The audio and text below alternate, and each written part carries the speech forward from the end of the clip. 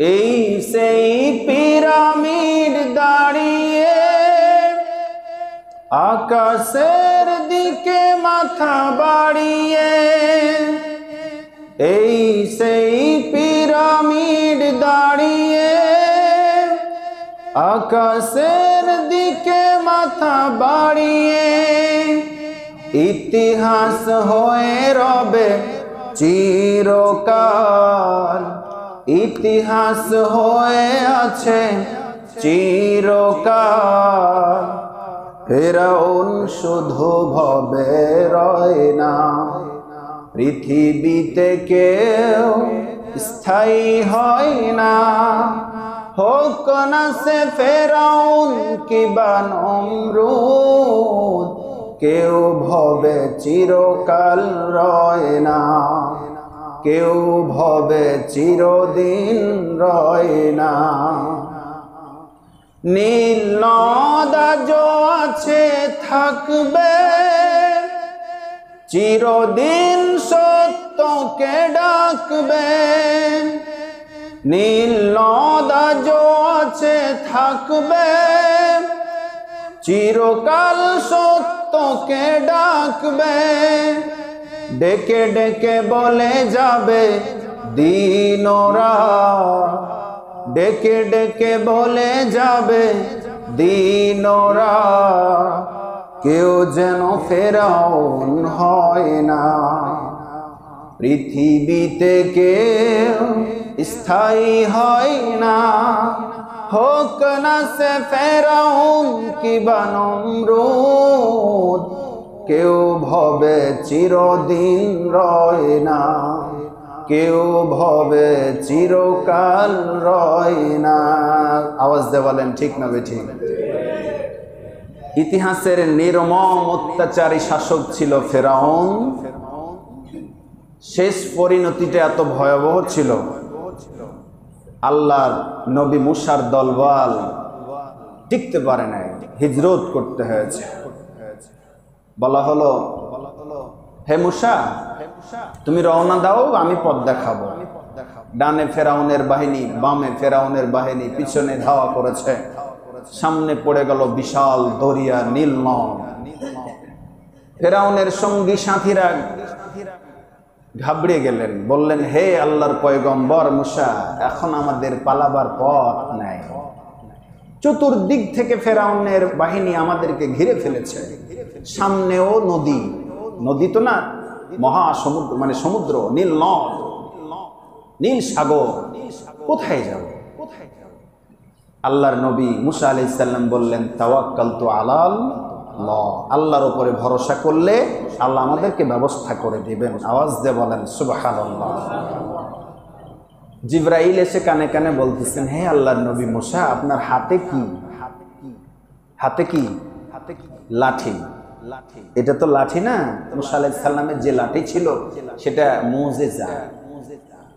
আল্লাহর হুকুম হলো, ফেরাউন নীল সাগরের উপরে লাঠি দিয়ে আঘাত করো। আঘাত করা মাত্র একটা না দুটা নয়, 12টি রাস্তা হয়ে গেল। বলা হলো, হে আল্লাহর নবী মুসা, সংখ্যায় আপনি কি কম হলে কি হবে, যাতে করে আপনার দল বল নিরাপদে পৌঁছে যাওয়ার জন্য আমি 12টা রাস্তা বানিয়ে দিলাম। নিরাপদে পৌঁছে যান, চলে যান, নীল দরিয়ার ভিতরে নেমে যান, সুন্দর রাস্তা দিয়ে আপনি পার হয়ে যান। পিছন দিক থেকে ফেরাউনের দলবল যখন নীল নদের কিনারায় এসেছেন, দেখতেছেন কি সুন্দর রোড রাস্তা তৈরি হয়ে আছে। এই রাস্তা দিয়েই তারা গেছে মুসার দলবল। হে বাহিনী, কর্মী বাহিনীরা, ধাওয়া করো, নেমে যাও, এদেরকে ধরতেই হবে, যেখানে পাই তাদেরকে মানে শেষ করতে হবে। এটা তার টার্গেট। অলরেডি মুসা আলাইহিস সালামের দলবল উপরে উঠিয়ে দিয়েছেন, আর ফেরাউনের দলবল ঠিক নীল নদের মাঝখানে অবস্থান করছেন। ইন্না বাতসা রাব্বিকা লাশাদীদ, রবের পাকড়াও চলে এসেছেন। শুধু সাগরের পানিকে বলা হলো কুন ফায়াকুন, আগের মতো স্বাভাবিক অবস্থায় হয়ে যাও। এই হুকুম পাওয়ার সঙ্গে সঙ্গে আগের মতো স্বাভাবিক অবস্থায় পানি যখন হয়ে গেল, ফেরাউনের দল বল কর্মী বাহিনীরা পানি খেতে খেতে শেষ। শুধু একাই সে, লম্বা মানুষ ছিল, একাই সে উপরে উঠে আবার নিচে যায়, পানি খায় আবার উপরে ওঠে। তখন নিরুপায় হয়ে এবার বলতেছে, আমানাত বিহি বানু ইসরাইল, ঈমান আনছি বানু ইসরাইলেরা, বনি ইসরাইলেরা যার প্রতি ঈমান এনেছে তার প্রতি। কোরআনুল কারীমের ৬৬৬৬টা প্রায় আয়াত, ১১৪টি সূরার কোথাও কোনো জায়গায়, একটা জায়গা ব্যতীত কোনো জায়গাতে এইভাবে বলা নাই, ধমক সুরে কোনো কথা বলা নাই। একটা জায়গায় শুধু বলা হয়েছে এটা একটা জায়গায় শুধু বলা হয়েছে, শুধুমাত্র কেবলমাত্র ফেরাউনকে লক্ষ্য করে ধমক দিয়ে বলেছেন, এখন ঈমান আনতেছ না, এই ঈমান তোমার কোনো আর দাম নাই। সে বলতেছে আমি মুমিন, আমি মুত্তাকি। বলতেছে, আল্লাহ বলতেছেন না, তুই মুমিনও না, মুত্তাকি না, তুই একটা সন্ত্রাসী। কথা বলেন ঠিক না ঠিক? কবি বলতেছেন হে দুনিয়ার মানুষেরা, সাক্ষী হয়ে থাকো, পিরামিড, মিশরের যে পিরামিড জাদুঘর, সেই জাদুঘরে এখনো ফেরাউনের লাশটা অক্ষত অবস্থায় শুটকি বানিয়ে রেখেছেন। জোরে বলেন কে? ওর জন্য কবি বলতেছেন, এই সেই পিরামিড দাঁড়িয়ে আকাশের দিকে মাথা বাড়িয়ে, ইতিহাস হয়ে রবে চিরকাল, ফেরাউন শুধু রবে না। কথা বলেন ঠিক না ঠিক? নীলনদ আজও আছে, থাকবে, চিরদিন সত্যকে ডাকবে। তার মানে নীলনদ আজও আছে, সেদিনও ছিল, ফেরাউনের আমলেও ছিল, এখনো আছে, সত্যকে বলেই যাচ্ছে বারবার, খবরদার বাড়াবাড়ি করো না। এই নীলনদে ফেরাউনের বাহিনীকে ডুবিয়ে মারা হয়েছে। আল্লাহ চাইলে আজও কেউ যদি অত্যাচারিত হয়, ও মানে অত্যাচার করে, তাহলে তাকেও আল্লাহ ডুবিয়ে মারতে পারেন। কথা বলেন ঠিক না ঠিক? আসুন, এতগুলো কথা বলার একটাই উদ্দেশ্য, আমাদের সকলের ঠিকানা একদিন পরকালে হবেই হবে। কথা বলেন ঠিক না ঠিক? আলোচনার বিষয় পরকালীন জবাবদিহিতা, পর্ব ২ আজকেই শেষ হয়ে যাবে ইনশাআল্লাহ। সম্মানিত হাজিরিন, আল্লাহ রাব্বুল আলামিন কত সুন্দর করে বলতেছেন, হে দুনিয়ার মানুষেরা, সূরা মুমিনুরের ১১৫ নম্বর আয়াত, ওয়া আন্নাকুম ইলাইনা লা তুরজাউন, তোমরা কি ভেবেছো আমার কাছে ফিরে আসতে হবে না? বলেন তো, আমার আল্লাহর দরবারে আমাদের সবাইকে ফিরে যেতে হবে কিনা? সবাইকে ফিরে যেতে হবে। কেমন ফিরে যেতে হবে? একটা উদাহরণ দেই। হুইল চিপ, এটা কি কেউ চিনেন? হুইল চিপ চিনেন? অনেকেই চিনে, অনেকে হয়তো চিনেন না। আমি দেখেছি, সচক্ষে দেখেছি। একটু আপনাদেরকে বলি, কত সুন্দর একটা দৃষ্টান্ত মনে রাখার জন্য, আপনার অন্তরের বিবেকটা খুলে দেওয়ার জন্য এটা যথেষ্ট হতে পারে। হুইল শিপের মালিক বিরাট পুকুর বলেন, দিঘি বলেন, নদী বলেন, কিংবা সাগর বলেন, অনেক লম্বা সুতো, এই লম্বা সুতোর একটা ছিপ পেঁচানো থাকে, অনেকগুলো সুতা পেঁচানো থাকে। একটা বঁড়শিতে খাবার দেওয়া হয়, সেই খাবারটা মাছকে খাবানোর জন্য নাকি ষড়যন্ত্র করে তাকে ধরার জন্য? ধরার জন্য। কেউ যদি ভালো মানুষ সে যে মাছকে খেতে দেয়, তাহলে এমনি দেখ, কিন্তু বঁড়শির ভিতরে দেওয়া মানে কি? তাকে ধরা। এটা একটা ষড়যন্ত্র। তো হুইল চিপের মালিক কিছু খাদ্য বঁড়শির ভিতরে লাগিয়ে দিয়ে সাগরে, নদীতে ফেলে দিলেন, বিরাট বড় পুকুরে ফেলে দিলেন। হুইল চিপ পাতানো রয়েছে। কিছুক্ষণ পর এসে দেখেন যে হুইল চিপ যেরকম অবস্থা সেরকমই আছে। উনি ভাবলেন, আমার ছিপের এই বঁড়শির ভিতরে কোনো মাছ এখনো ধরা পড়ে নাই। আবার চলে গেলেন। ইতিমধ্যে মাছ, বিরাট বড় একটা মাছ এসে ভাবতেছে, কিরে, টাটকা খাবার, মাংসের টুকরা, জীবনে কোনোদিন খায় নাই, এই সুযোগ হাতছাড়া করা যাবে না। দেখা মাত্র গপ করে গিলে ফেলেছেন। গিলতে না গিলতেই গলাতে কি যেন আটকে গেল, গলাতে কি যেন বিঁধে গেল। তার ধারণা হলো, কি ব্যাপার, এতদিন যাবৎ পুকুরে, আমি এই বড় পুকুরের ভিতরে, নদীতে, সাগরে আমি এতদিন পর্যন্ত লড়াচড়া করি, দৌড়ে বেড়াই, চড়িয়ে বেড়াই, কেউ কোনোদিন আমার কিছু হলো না। আমার গলায় কি যেন আটকে গেল, আমি কি ধরা পড়ে গেলাম? এই মনে করে সে এদিকে ছুটে ওইদিকে ছুটে, সামনে যায় পিছনে যায়, চতুর্দিক থেকে বিচরণ করে। এবার বুঝতেছে যে যাক বেঁচে গেছি। আমি মনে করতেছিলাম আমি ধরা পড়ে গেছি, গ্রেপ্তার হয়ে গেছি। না, আমি গ্রেপ্তার হয়নি, আমি স্বাভাবিকভাবেই গোটা সমুদ্র গোটা পুকুর আমি ঘুরে বেড়াতে পাচ্ছি, এটা হচ্ছে তার ধারণা। তবে আমার কেন যেন গলাটা ব্যথা করছে। সম্মানিত হাজিরিন, আল্লাহ আমাকে আপনাকে একটা জায়গা থেকে আলমে আরা রুহের জগৎ থেকে মায়ের গর্ভের মাধ্যমে প্রেরণ করলেন। পুরো পৃথিবীটা আমার আপনার জন্য একটা পুকুর সমুদ্র। কথা বলেন ঠিক না বেঠিক?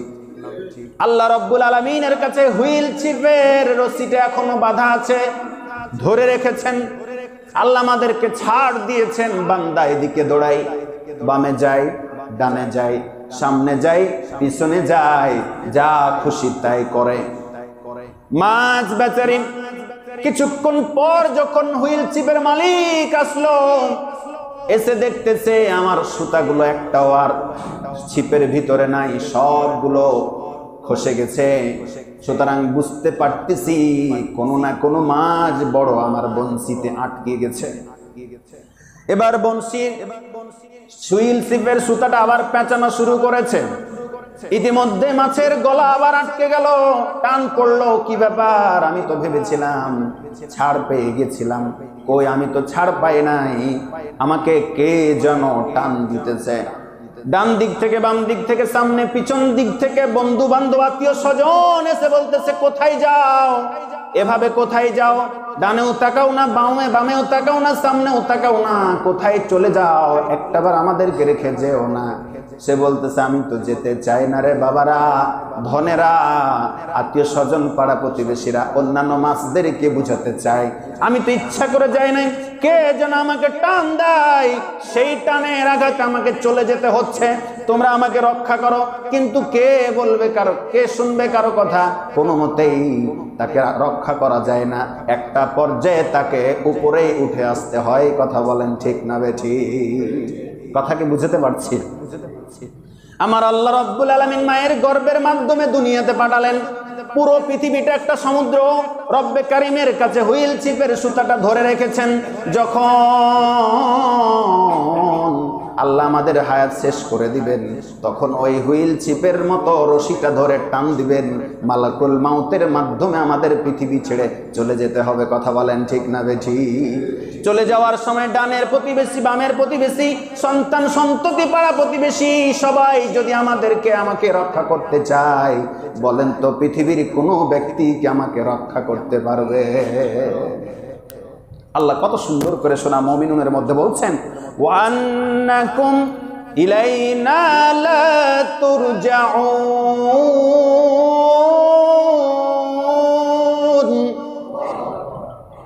হে বান্দারা, আমি তোমাকে দুনিয়াতে আমার পরীক্ষার জন্য, ইবাদতের জন্য, দাসত্ব গোলামির জন্য পাঠিয়েছি রে বান্দা। ভুলে গেলে চলবে না, ভুলে গেলে চলবে না। হে মাছ, তোমার গলায় বংশী বেঁধেছে, এটা তুমি ভুলে গেলে চলবে না।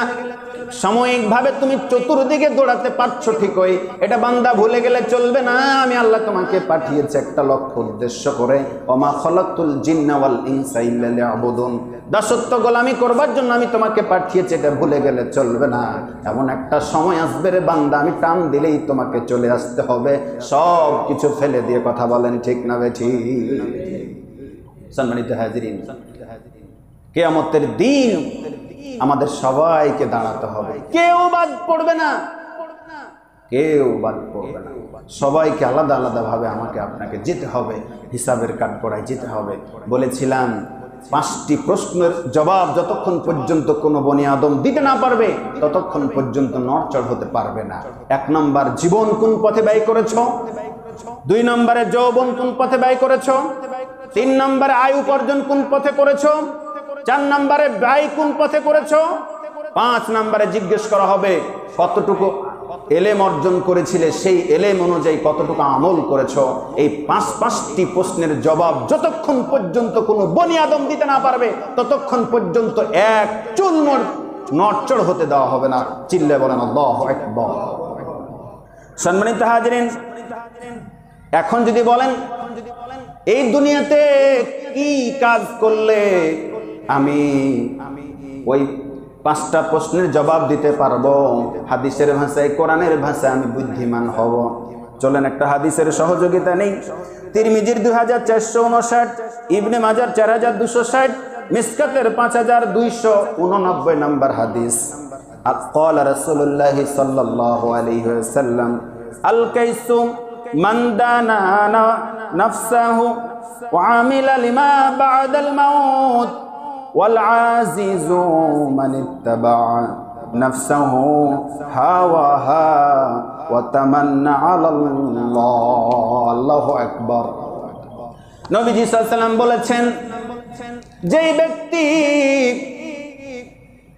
যে ব্যক্তি নাফসের গোলামি করে, এক কথায় নাফসকে গোলাম বানায় না, পরকালের জন্য কাজ করে। 2টি কাজের কথা বলা হয়েছে, একটা হলো নাফসকে নিয়ন্ত্রণ করা, দ্বিতীয় নাম্বার হলো পরকালীন জীবনের জন্য কাজ করা। এই দুইটা কাজ যদি কোনো বান্দা বান্দি করতে পারে, ওই বান্দা বান্দি সব চাইতে দুনিয়াতে বুদ্ধিমান বলে ঘোষণা দিয়েছেন। আওয়াজ দিয়ে বলেন সুবহানাল্লাহ। 1 নাম্বার কাজ হচ্ছে নিজের নাফসটাকে নিয়ন্ত্রণ করা, 2 নাম্বার পরকালীন জীবনের জন্য কাজ করা। নবীজি আরো বলেন সাল্লাল্লাহু আলাইহি ওয়াসাল্লাম, আর যে ব্যক্তি নাফসের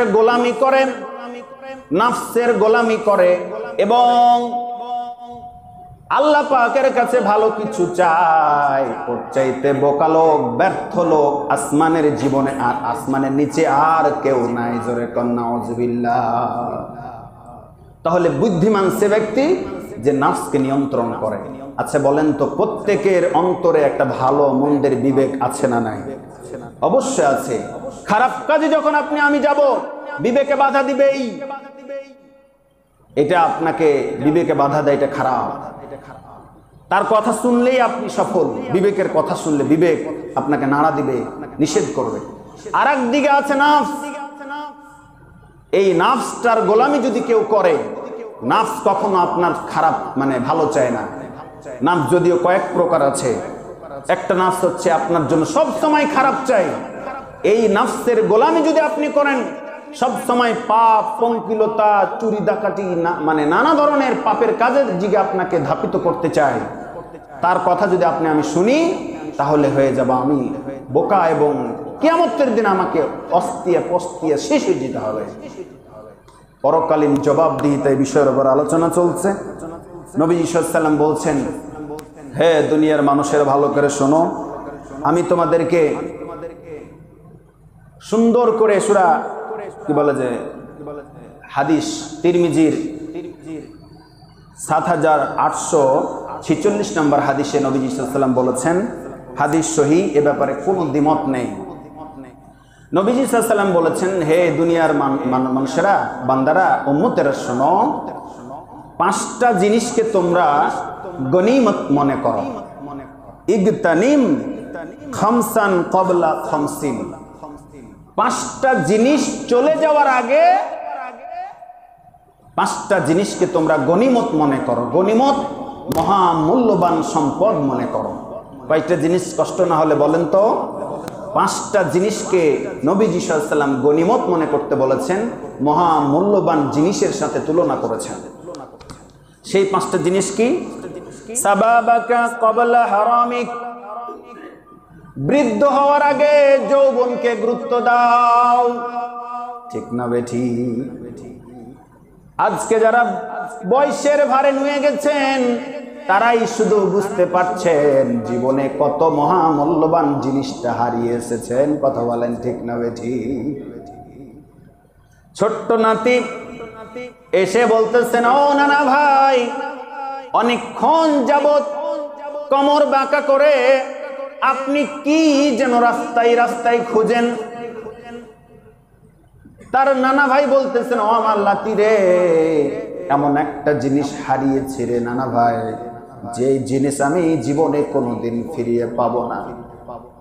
ছোট্ট নাতি বুঝতে পারে নাই বলেন নানা ভাই আপনি আমাকে বলেন কি হারিয়েছেন, আমি আপনাকে খুঁজে দেব। তার নানা বলতেছেন, ও আমার ছোট্ট নাতি ভাইরে শুনে নাও, আমি আমার জীবনের গুরুত্বপূর্ণ সময় যৌবনকাল হারিয়ে এসেছি, যেটা এখন খুঁজে পাই না। নবীজি বলতেছেন 5টা জিনিসকে গনিমত মনে করবেন, বৃদ্ধ হওয়ার আগেই যৌবনকে গুরুত্ব দেবেন, কারণ যৌবনকালের ইবাদত আল্লাহ পাকের কাছে খুবই গুরুত্বপূর্ণ, খুবই লাভবান, মহা লাভবান হচ্ছে যারা যৌবনকালটাকে গুরুত্ব দেবে। যৌবনকালের শক্তি এতটাই বেশি, আপনি বয়সের ভারে নুয়ে গেছেন, আপনার বাসা থেকে মসজিদ আসতে যুবক বয়সে মাত্র 1 থেকে 1.5 মিনিট সময় লেগেছে, কিন্তু এখন 1 পা 2 পা না সাথে একটা লাঠি যুক্ত হয়, আপনার বাসাটায় কেন যেন 10 মিনিটের রাস্তা হয়ে গেছে, এত দূর। কারণ আপনার জোরে হাঁটার সক্ষমতা নাই, দৌড়ানোর সক্ষমতা নাই। ছোট্ট বাচ্চা যখন ছিলাম বা ছিলেন বা এখন যারা আছে তারা এতটা লাফাতে পারে, দৌড়াতে পারে। কিশোর যুবক যারা, তারা যদি সিদ্ধান্ত নেয় একটা জিনিস করবে, সেটা করতে তাদের কোনো বেশি প্যারা পেতে হয় না, কষ্ট পেতে হয় না, তারা চাইলেই করে ফেলতে পারে। যৌবনকালের শক্তিটা খুবই গুরুত্বপূর্ণ। হ্যাঁ, এই যে আগস্ট মাস চলতেছে, আগস্টের 5 তারিখ কি বিপ্লবটা ঘটালো আমার দেশের যুবক তরুণেরা। কথা বলেন ঠিক না বেঠিক? কথা বলেন ঠিক না বেঠিক? এটা অনেক বড় বড় রাজনৈতিক দল, সেটা মির্জা ফখরুলের, খালেদা জিয়ার দল বলেন, বিএনপি মানে অন্য দল বলেন, জামাত বলেন, হেফাজত বলেন, কেউ চেষ্টা করতে কম করে নাই। সবাই চেষ্টা করেছে 16 বছর ধরে, পারে নাই। যুবক তরুণ ছাত্রদেরকে দিয়েই এটা সম্ভব হয়েছে। তার মানে যৌবনকালের শক্তি, তারুণ্যের শক্তিটা খুবই গুরুত্বপূর্ণ।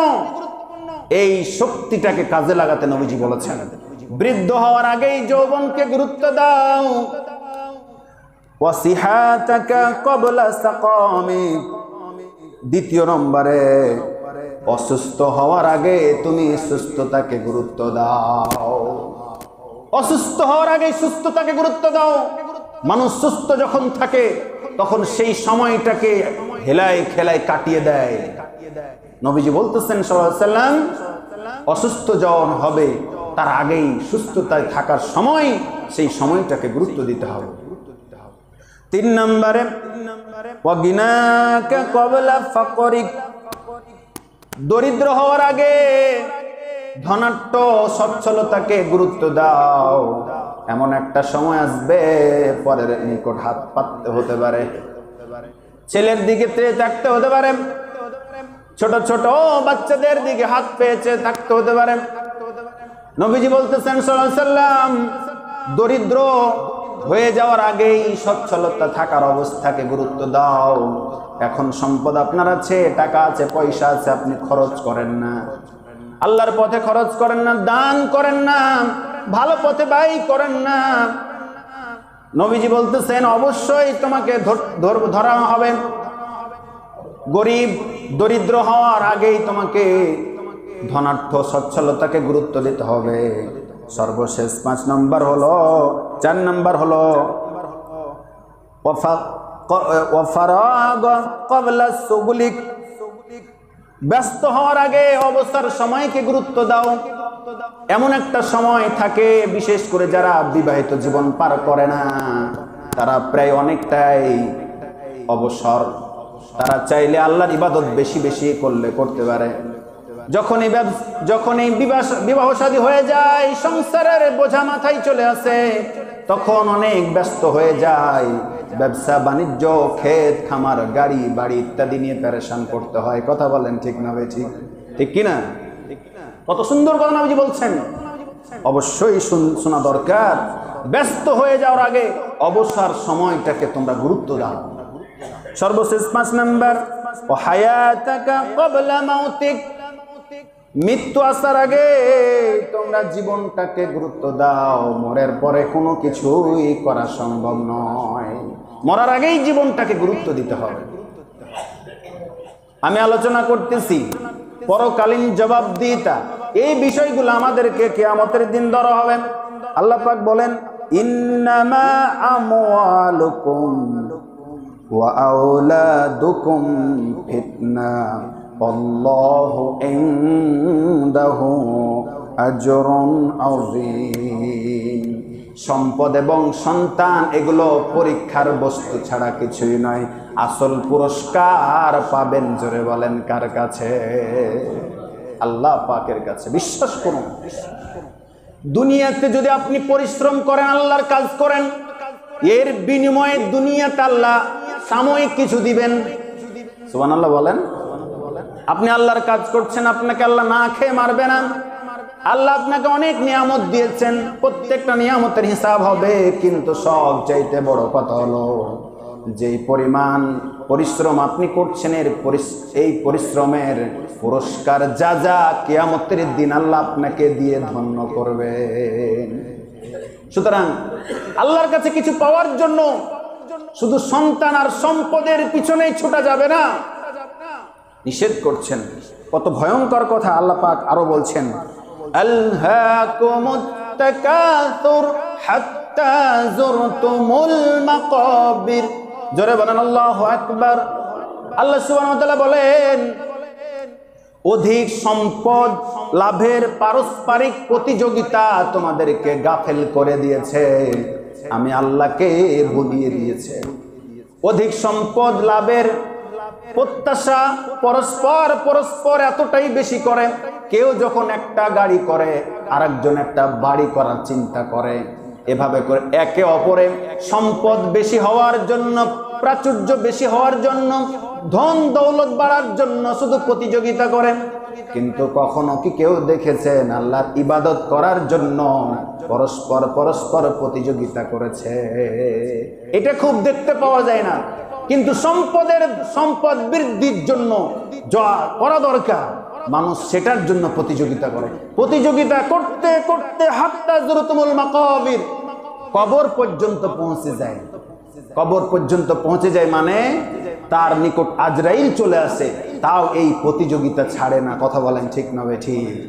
সম্মানিত হাজিরিন, আল্লাহ পাক বলছেন, বান্দা সাবধান হও, কাল্লা সাউফা তা'লামুন সুম্মা কাল্লা সাউফা তা'লামুন। আল্লাহ পাক বলছেন, খুব শীঘ্রই তোমরা জানতে পারবে এর পরিণতি কত ভয়াবহ। সুবহানাল্লাহ বলেন। আবারও বলতেছেন, অতঃপর আবার বলছেন, খুব শীঘ্রই জানতে পারবে এর পরিণাম কি। সুতরাং বেশি সম্পদ, বেশি গাড়ি বাড়ি, এগুলোর চিন্তা করতে হবে কিছুটা হলেও, কিন্তু তার চাইতে বেশি চিন্তা করা দরকার পরকালীন কাজ। কথা বলেন ঠিক না ঠিক? পরকালীন জবাবদিহিতার উপরে আলোচনা চলতেছে। নবীজি সাল্লাল্লাহু আলাইহি ওয়াসাল্লাম আরো বলেন, হযরত আবু হুরায়রা রাদিয়াল্লাহু তাআলা বর্ণিত হাদিস, কিয়ামতের দিন আমরা যে এত ধন সম্পদের পিছনে ছুটি, দেশের টাকায় বরকত নেই, বিদেশে পাড়ি জমাই, জান আপত্তি নাই, কিন্তু আপনাকে সংযত হয়ে আয় ইনকাম করতে হবে।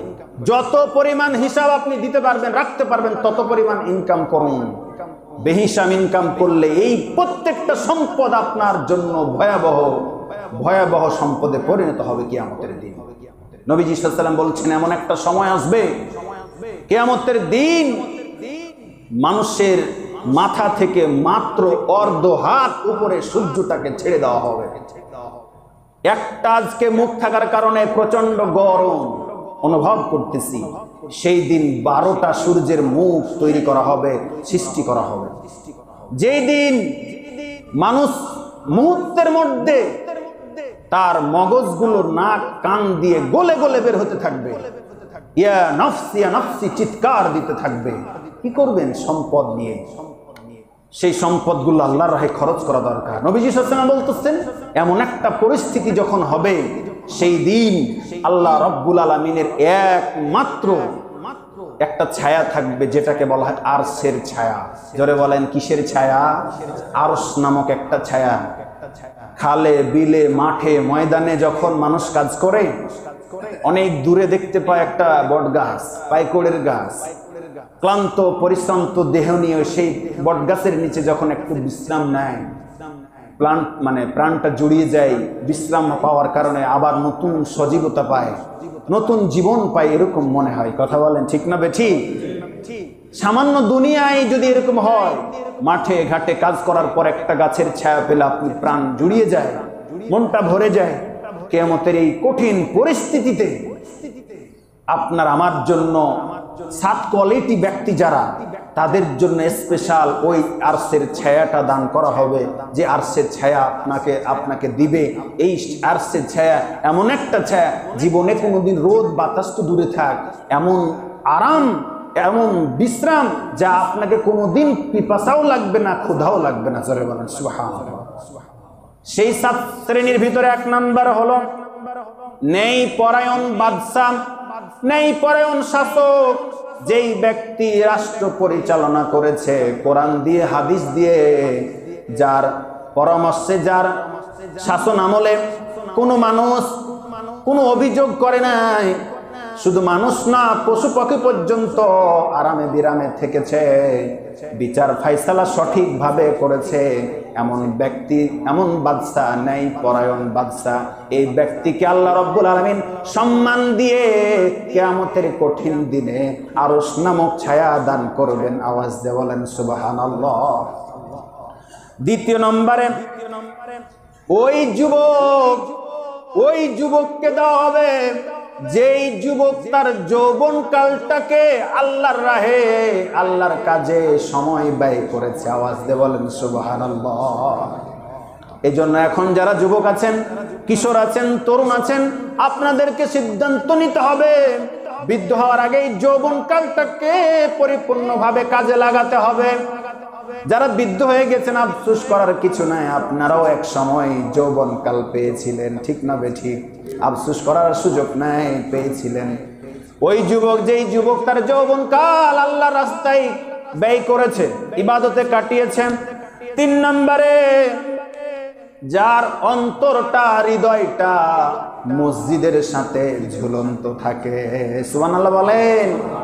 জোহরে আজান হলো, কবে আবার জোহরে নামাজ পড়ে বাড়ি যেতে না যেতেই আবার পেরেশান, কবে আসর হবে, আবার নামাজে যাব, জামাতে নামাজ পড়বো, এই পেরেশানে অন্তরটা টাঙানো থাকে। সুবহানাল্লাহ বলেন। 4 নম্বরে ওই দুইজন ব্যক্তি যে পরস্পরকে একমাত্র আল্লাহর সন্তুষ্টির জন্য ভালোবাসে। সুবহানাল্লাহ বলেন। আল্লাহ ছাড়া কারো সন্তুষ্টির জন্য ভালোবাসে না, আল্লাহর জন্য কাউকে ভালোবাসার, পরস্পর যে ভালোবাসে। সম্মানিত উপস্থিতি, 5 নম্বরে এমন একজন রূপসী, রূপবর্তী, লাবণ্যময় কন্যা, মেয়ে, নারী, একজন যুবক কিংবা একজন পুরুষকে ইনভাইট করে, ডাকে, আসো আমার সঙ্গে ব্যভিচারে লিপ্ত হও। তখন যদি ওই যুবক বলতে পারে ইন্নী আখাফুল্লাহ, আমি আল্লাহ ছাড়া কাউকে ভয় করি না, এই ধরনের নোংরা কাজে আমি যুক্ত হব না, এমন ব্যক্তি যদি থাকে, ওই ব্যক্তিকে সম্মান দিয়ে আল্লাহ আরশের ছায়া দান করবেন। বলেন সুবহানাল্লাহ। সম্মানিত হাজিরিন, 6 নম্বরে যে ব্যক্তি গোপনে দান করে, এমন ভাবে দান করে, ডান হাতে দান করলে বাম হাত জানতে পারে না, বাম হাতে দান করলে ডান হাত জানতে পারে না, এমন গোপনে দান করে। জোরে বলেন সুবহানাল্লাহ। এমন গোপনে দানকারী ব্যক্তিকে সম্মানের সূচক আর সে ছায়া আল্লাহ রাব্বুল আলামিন দান করবেন। সুবহানাল্লাহ বলেন। এজন্য মাঝে মাঝে চিন্তা হয়, মসজিদে একটা ভালো একটা দান বাক্স করা দরকার। রাতের আধারে, রাত 10টার সময়, নীরব নিস্তব্ধ রজনী, চতুর্দিক শুধু ঘুমন্ত অবস্থায় রয়েছে, কেউ দেখছে না, এমন অবস্থায় রাস্তার পথিক, মুসল্লি, কোনো ব্যক্তি যাবে, দান বাক্সে টাকাটা ভরে দেবে, এটাই গোপনে দান। তবে প্রকাশ্যে দান করার কি সুযোগ নাই? আছে, সেটাও জায়েজ আছে, কিন্তু গোপনে দান করাটা আরো বেশি মজবুত। আমরা লক্ষ্য করি মাঝে মাঝে কোটাতে 500 টাকা, 1000 টাকার নম্বরই পায়, সে গোপনে অবশ্যই দান করাটা পছন্দ করে, এজন্যই হয়তো বা করে।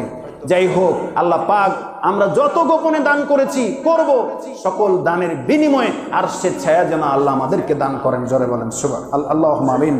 7 নম্বরে ওই ব্যক্তি যিনি পাপ কাজ করার পরে নির্জনে, শুধুমাত্র আল্লাহর সামনে নির্জনে ডুকরে ডুকরে কাঁদে।